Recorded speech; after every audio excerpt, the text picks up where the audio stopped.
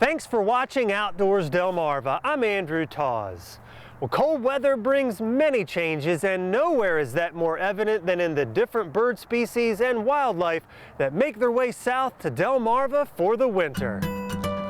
I know you're in there somewhere. I saw you earlier. And the best way to get out to see those winter species that come to visit is by boat. Delmarva Birding Weekends is hosting a tour of the Delaware Bay this afternoon aboard the Thelmadale 4 out of Lewis.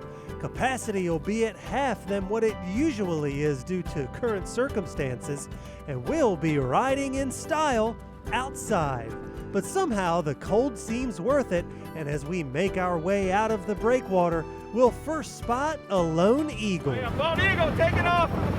Followed by a not-so-solitary raft of snow geese, a species that has made a remarkable comeback. You know, they're one of those geese that were once an endangered bird. Areas like Blackwater, National Wildlife Refuge, and elsewhere were actually set up to protect greater snow geese.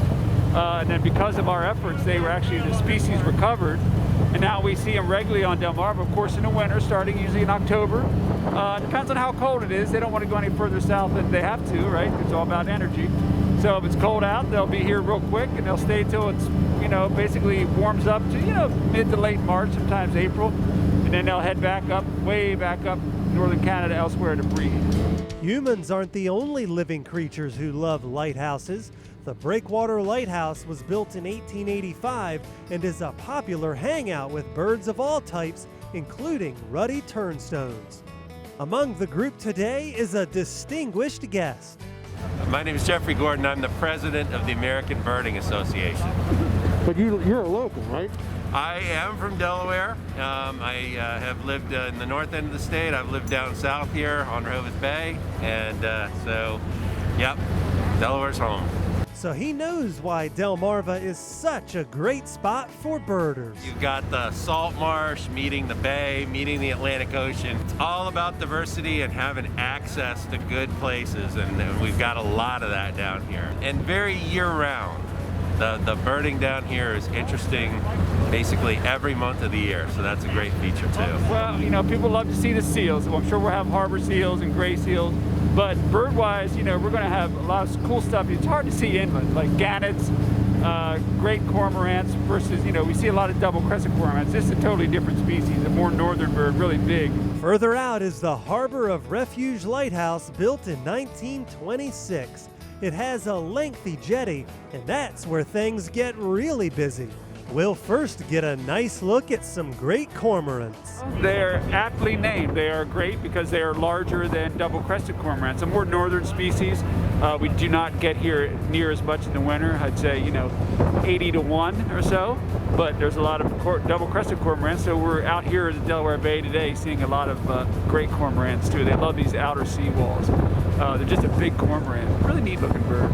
Our first seal of the day will be a lone harbor seal, looking like a piece of driftwood on the rocks. He's probably wondering why we're crashing his party. Oh, yeah, look at those nostrils. Look at that. They look like horses. And here's what we came out for, the gray seals. Oh, look at them. They're grooming. They're kissing. Gray seals are much larger than harbor seals. Bulls can reach over 7 feet in length and weigh over 800 pounds. In the western North Atlantic, they range from waters off the coast of Canada down to Massachusetts, with some reports of them being spotted as far south as North Carolina. Oh my gosh, isn't this the best? So, I don't know hardly anything about these things, except they're cool. So we do see them out here, and the ones that we're seeing that have that long, horsey snout, that's how we're all saying, oh, there's gray seals.